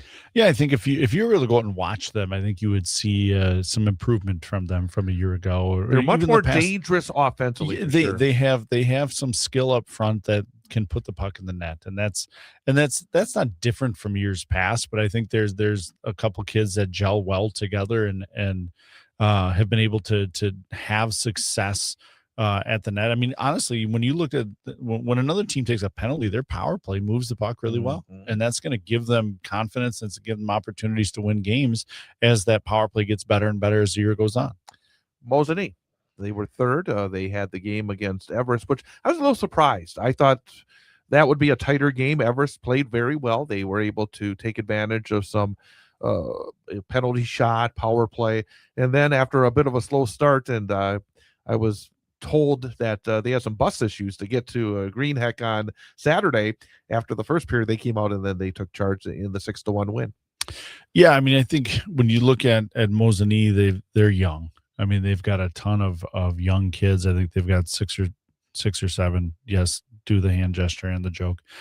Freshmen that are out there that are going to gain experience for them as they go. Obviously, they're led a little bit by Tyler Bars and what he can do offensively, and they've been able to compete hard here early on, and there'll be a group that gets better as the year goes on, especially as those young kids get experience.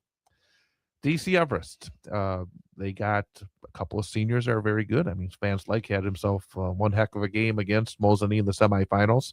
Griffin Bonnell, who was our guest last week, is an outstanding goaltender. I thought he played very well in both games. I mean, that game against Mosinee, I said, I was surprised that game was not tighter. Well, Mosinee put 36 shots on net, and Griffin Bonnell made 35 saves. And then I thought he was very good against Wausau West, those 39 saves. He made some really terrific stops against the Warriors. DC Everest, I think I think we'd be looking at them a little differently right now if they'd won that Marshfield game, because then they'd be 3-1 in the conference and everything looks so much brighter. But that's still, I think, a very dangerous hockey team. I think and again, I'm a project late in the season, you get into that massive sectional. I wouldn't want to be a team playing in a team like DC Everest. Well, you know the deal, Chad. Seeing senior goaltenders down the stretch is not going to be fun for anybody. I mean, Right. especially when your goaltender is Griffin Bonnell. It's somebody who's had a ton of experience. He's played in a lot of situations, won some big games, and played really well in some tight games against good teams. And they're, offensively, they're driven a little bit by Cole Van Slyke, and they're you saw that throughout the tournament. You saw that throughout their season so far. I mean, I think a lot of That top line. when you look at DC Everest, you look at their top line, you look at Griffin Bonnell, and they've got some inexperience on the back end that they're going to get more experience as the year goes on, and certainly a team that's going to be better, the last 8 games than they were the first 8 games, and certainly a team that when Griffin's playing well, they've got a chance to win every night. And Wausau West, and they did win for the 19th straight year, which is pretty amazing. 39 straight wins in Marathon Cup play. They got the 2 wins at the Cup. They beat Mosinee 10-0. Again, Mosinee was shorthanded last night. Tyler Bars was not playing, and a few other players because of illness. I'm just glad whatever they got at the Marathon Cup did not come my way. But for Wausau West, 8-0, 3-0 in the conference. They survived the penalty-filled second period. We talk about the skill, and we've seen it. I mean, and I said it. There have been a few times in the last couple of weeks where I can't believe the extra passes, how easy it makes it look. And when those guys are clicking that top line of Pergalski and then Cooper DePoit and Chase Crass, it is incredibly fun to watch. It's fun to watch. I mean, it's been really fun to watch them. It's been fun to watch Hendricks and Xander and Tyler Wendell, and those top 6 have been super consistent for them throughout the year, and then they're trying to figure out what that third line looks like. I mean, they've got a bunch of young guys and in age and young guys in experience as well that are trying to figure out what varsity hockey looks like, and they've had some guys step up and play really well in that that third line role, and a lot of it goes to the back end, between Shea Jones, Joe Gravine, Tegan Rasmus, and Finn Richards, and sprinkle in a few other guys to get some experience back there. But those guys have defended really well, and the other part of that is Julian Scalcucci. I mean, I think when you look at what this team collectively from top to bottom can be, there's a lot of excitement around what these guys can do. I gotta just read Scalcucci's numbers so far this year, because they are just incredible. Because I mean, the incredible aspect is the numbers, and then who they've come against. Some really good hockey teams. 7-0 record. He's faced 208 shots so far this season. He's made 200 saves, 1.14 goals against average, 962 save percentage. I mean, right now, you talk about the offense, and then you have a goaltender that's playing as well as he is. I mean, it's really an incredible combination for this West team. And I almost feel it's unfair to ask you because you're so close to it, but this team, in terms of the potential, it is limitless right now, isn't it? Yeah, I mean, I think some of that and dealing with these next couple games will help them get through the process. I think, going to a Madison Edgewood team that's going to raise the banner and look at there's past success from a year ago and what their new lineup looks like. But I also think you going into that game, like Madison Edgewood has to prepare for Wausau West, because there's some things that they're going to have to do and be able to do against them that maybe some of their opponents up to this point have not done. Obviously everybody's got Tuesday marked on their calendar. It's the game of the week. It's the game, in my brain, it's the game of the week. I don't know what other publications have decided, but it's number 1 versus number 3. It's Wisconsin Valley Conference. It's old school stuff. I mean, it's the old school rivalry, and these next 2 games for them certainly won't define them regardless of result. But it will teach them a lot about what they can be. It'll teach them about what's gonna go well, and if it doesn't go well, they're gonna learn how they respond to that. And you heard Chase talk about it, that like how they respond to it, how they deal with adversity, the positivity that they're working through. I'm excited to watch this group. obviously way too close to it, I know. but certainly their biggest cheerleader. And the thing about Tuesday's game, and as we look at it as a hockey game, against Stevens Point there, it just feels like often things when they got away with it Saturday night. Against Stevens Point, it seems like things when they get sideways, Stevens Point has an ability to just put the foot on the neck. And that's something that there's going to be moments in that hockey game where that crowd's going to be loud, where that Stevens Point team's going to be on the front foot. That is part of the challenge that'll be on Tuesday, won't it? Yeah, and I think a little bit on Saturday as well. I mean, just with the skill that Madison Edgewood has, you could argue it's a real good preparation game for the skill level that they're going to see on Tuesday. And honestly, you look at the way that they've been penalized and what that looks like for other teams' power plays. Certainly they've been able to kill a lot of penalties right now because they've had a ton of practice at it.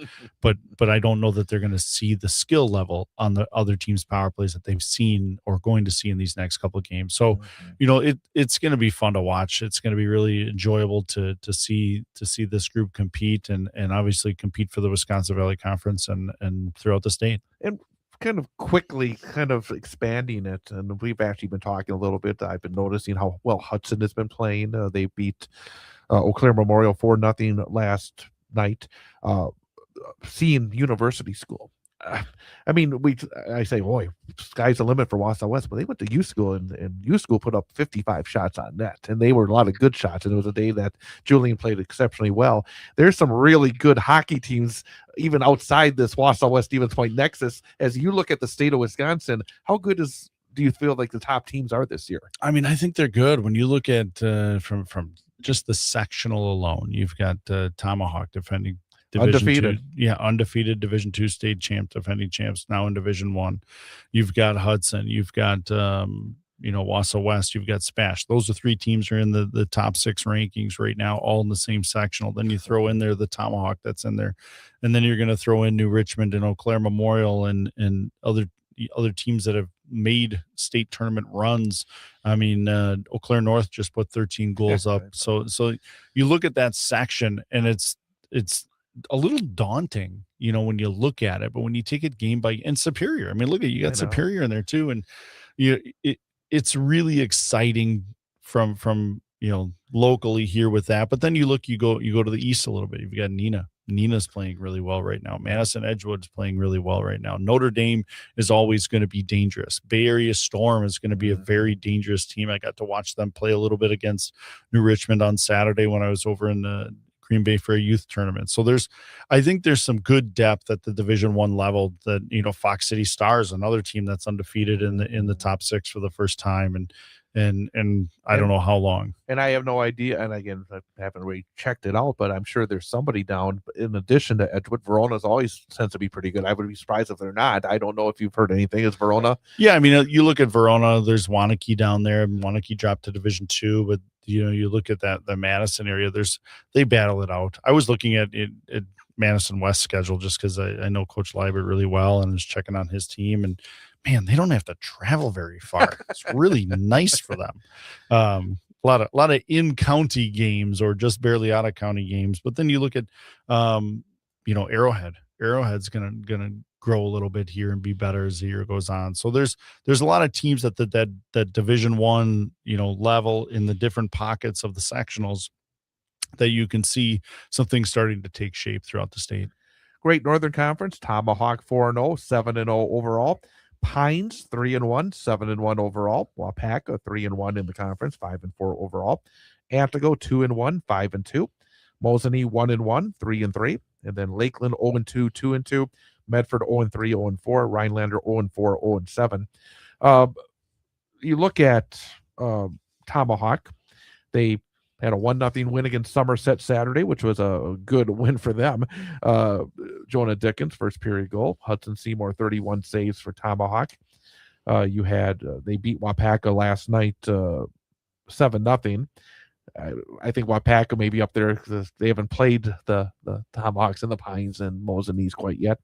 But real quick about Tomahawk, and we mentioned them being in the same bracket now with Weston, Spash, and Hudson and those teams. Hockey still, they go in the room. They still talk about it in the room. How do you think Tomahawk will be looked at in that room when they seed for this? I think, they'll be looked at historically what they've done. I mean, obviously they'll put together the schedule that they had for this year, and it's really tough for them when you go from that Division 2 to Division 1, and you're scheduling a year out, and you've got these, it's just really hard for them to get sectional based opponents. And other teams, they can't simply just say, "Hey, we'd love to play you," but they got to schedule. They don't want to break up either. Correct. So like you just, I think you got to look at the whole body of work for them and what they have. And certainly they've had a ton of success in the past few years, and to get vaulted into this sectional is going to be a challenge for them. It's going to be a challenge for the sectional because somebody's got to play Tomahawk in the playoffs, and Tomahawk in the playoffs over the last 3 years has been really tough. Mm-hmm. So I think, where they sit right now, I think you need a few more games. Once you get to game probably 16 to 20, you can start seeing where teams start to fit within that section, and certainly where Tomahawk will be. Pines beat Somerset 2 over the weekend, 5-2. They had a 3-0 win against Rice Lake. They beat Medford 12-0. I'm very interested to watch as the season develops Northern Pines, because something that we've talked about on this show for the last number of years has been kind of noticeable, at least to me, is that when Pines sort of went down in hockey, they went up in basketball. But now they have both basketball and hockey on the boys' side playing very well. I find that very interesting. I mean, we got a small town like that. Yeah. I mean, you got pretty much every boy is active in the winter in some way, shape, or form. But certainly Pines has got the roster makeup to be very good over these next couple of years, and certainly to be very good this year. Playing the game they did against Tomahawk early on, if that game happens next week, it's probably still a great high school hockey game, and it's a coin flip, I think, when they play, no matter what. Mm-hmm. The drawback to their conference setup is we don't get that guaranteed second matchup, which I think we would want to see. And again, I'm going to say this. To take away a Tomahawk Pines game in the Dome is a travesty. I mean, because we've been there for big games when that place is packed. That game would be packed. That game would bring both communities into that Dome, and it would be loud. Yeah. I mean, that is, when asking Chase about one of his favorite arenas, I love the Dome. I mean, and I think there's a lot of people that would say that here within our state, that it's a great place to play, and it truly is, just because of the history of it and the structure of it. You're in a wooden dome playing. It's the loudest place I think I've ever been. Unbelievably loud. From a sectional final as a player to play in it and see how loud it is, to be a fan in it and a coach in it, to be in there. It's honestly probably second to none. It's probably the second coldest rink I've been in as well. But I really hope that they can play each other one more time, and maybe twice more. Maybe. Oh no, not this year. Not this year. I know. Northern Pines will remind you of that. I feel like an idiot now. No, one more time. So that's the GNC girls. And in fact, just to let you know real fast here, I want to let people know that coming up here over the next week, we have a lot of hockey right here on 98.9 WXCO and online.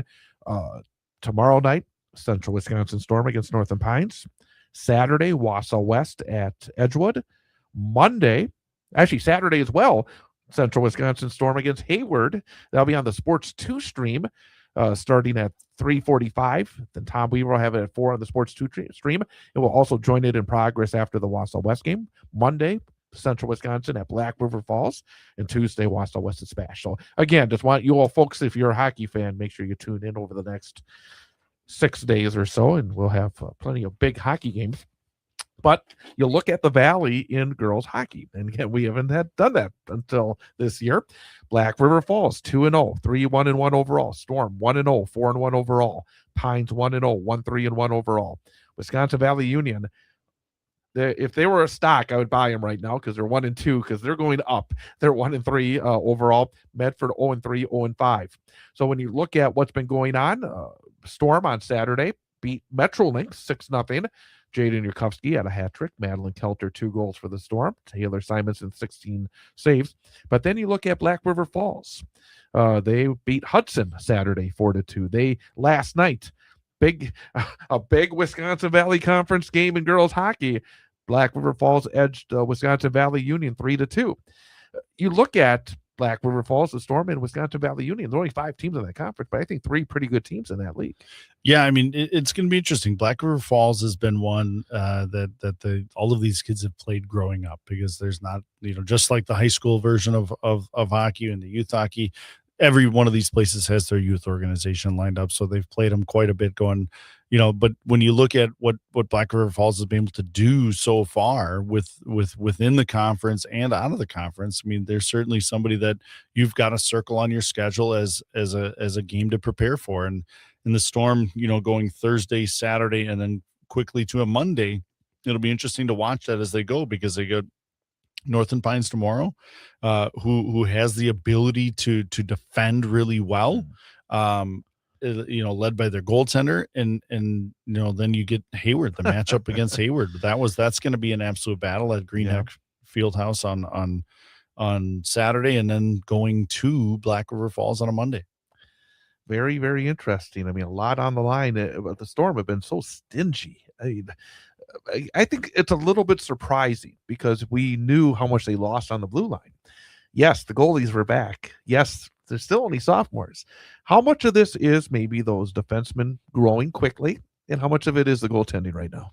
I honestly think it starts on the back end. It starts with Taylor and Cammie, and then you've got some new faces back there. They've moved Ava Whitmore back to defense, so that's helped give them a little bit more experience, just general hockey experience and varsity hockey experience back there.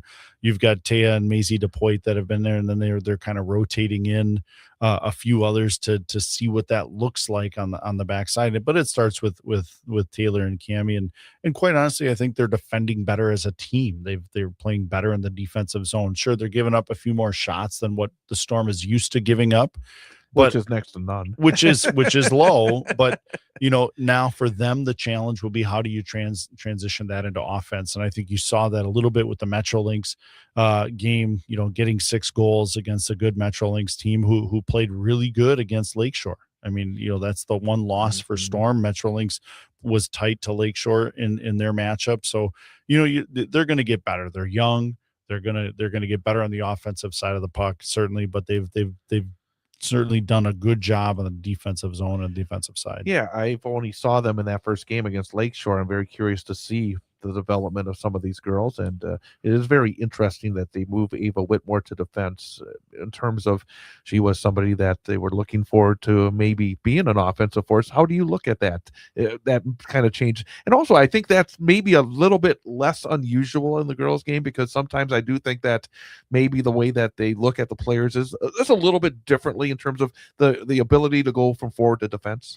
Yeah, I mean, when you look at Ava and what she's been able to do in her high school career, most of the damage has been done as a forward, but I know she's got a lot of experience. She played a little bit for Team Wisconsin on defense as well. So it's not super foreign to her, and she's played enough hockey at a high enough level where she'll adjust to it just fine, and certainly help her team on the back end there. Just having that experience and that leadership back there for her to lead some of these young defensemen will help the Storm down the stretch. I had to chuckle again. Ratings are for entertainment purposes only, but they put out the new ones today, and the Storm, I think, were 5th, if I'm not mistaken. And there was a little note as part of the story that said, well, they haven't been ranked this low in like 4 years. I don't know if that's supposed to be saying that. I don't know what it's supposed to say, but I just kind of chuckled at it, because I think that they have played this exceptional hockey so far this season. I think in some ways they're off to a better start than they were a year ago. Yeah, I mean, when you look at the rankings too, Chad, I mean, Eau Claire is ahead of them, who the Storm beat, and Lakeshore's beneath them, who beat the Storm. So there's some interesting entertainment value to some of those rankings that are in there. But girls hockey it's going to be fun to watch the entire state play out here a little bit. And that Hayward game on Saturday. I mean, we did that game last spring or fall or winter, whatever it was. That overtime sectional final, which was just, I was so impressed with how Hayward played, because I mean, I kind of expected the Storm to win that game maybe a little easier because they had lost to them during the holidays last year, and I kind of thought, well, okay, they kind of know what they are. They're going to come out there and do it. And that Hayward team, they just keep coming at you. They do, and they're really good defensively. I mean, they're led Yeah, by they their do make it hard. goaltender, and Yeah. they make it very difficult to score. So, like when you watch Eau Claire play Hayward in the Gobbler Cup, and that first weekend that they played games, Eau Claire notches over Hayward, and the Storm beats Eau Claire 1-0. So you look at those three teams; they're very comparable. The difference for the Storm is the Eau Claire game isn't a sectional game. Right. When you get into this now, this Hayward game matters Yeah. because it's a sectional game. You typically only get to play them once, and that's the feather in the cap that they'll carry, or the Storm will carry into the seeding meeting. And then for the Storm, they all go down to Madison. There's a big tournament down at the Culver Cup where a lot of the girls' teams get together, and you get to see teams that you don't normally see. So, but the Storm does play in their third game in 3 days. They play Superior, which will be a big impact to that section as well. Yeah, I mean, much like the boys' side, that girls' sectional, and that brings up the whole idea. If there's a better way of doing it. I've said in the past, especially with the girls, I mean, drop sections, just seed them. Seed them from 1 to 26 or whatever it is. I think it would make for a better state tournament, and I think maybe in the boys' side you can. Teams travel now. I mean, it doesn't matter where you are. I mean, you as the AD, you said it. You look at putting together schedules. Your guys travel. I mean, boys basketball goes up to Superior for a non-conference game later in the season. They're going all over the place. Your hockey team goes all over the place. The idea that we got to keep them in sections. I think again for the betterment of the game, for the betterment of the state tournament, I would like to see some changes being made in that realm too. I'm great with suggesting changes in this program, I tell you. Chad, I love that you suggest changes, and I know there's listeners out there who want to see those changes too. But as you know, things change slow and very slow, and there's a process. And as somebody who's been through that process, there's things that go really well, and there's things that don't. Are we really going to well. get 6 D1 teams anytime soon? Or 8? I don't see it coming anytime soon, Chad. Darn. But we can keep asking. I know you're close. You're still the president of the Coaches Association. Yep. Well, let me ask you this. We got a couple minutes. How much communication do you have with this WIA? What is being talked about? I mean, what they can share. Because I heard Dan Bauer did a talk with the new hockey guy. Said that he felt good about it. Have you had discussions with the new hockey guy? Yeah, we talked in July back when I took the job, and I was kind of wanted to talk to Jake and just get his feel for hockey. And I think, LeVar did some really good things for our sport and getting us out of Alliant Energy Center and getting it to a better state tournament venue. He had very small shoes to fill. Well, there's a lot of people that would agree with you. One Jason Kalen from Superior would agree with you. But yeah, I think, there's going to be, they have to look at that again because with the new Green Bay rink coming, and there's other venues and other opportunities, and the DeForest rink down in Madison, keeping it down in Madison as well. So there's been, in Dan's article, he talked about, there's going to be different rinks, and there'll be new rinks that are coming up. Is this the last year in the contract? I don't believe so. Okay. So it'll be interesting just to watch that play out. But I think, for hockey, it's trying to figure out what that state tournament looks like to get more teams down there. Yeah. And we're going to leave it there. Yes, hey, we will. Again, folks, we won't be here the next 2 weeks, Christmas Eve and New Year's Eve, but we'll be back on Wednesday starting on January the 7th and take you right through both the winter state tournaments. So we'll see you in a few weeks. You will. Big High School Sports Show on WXCO.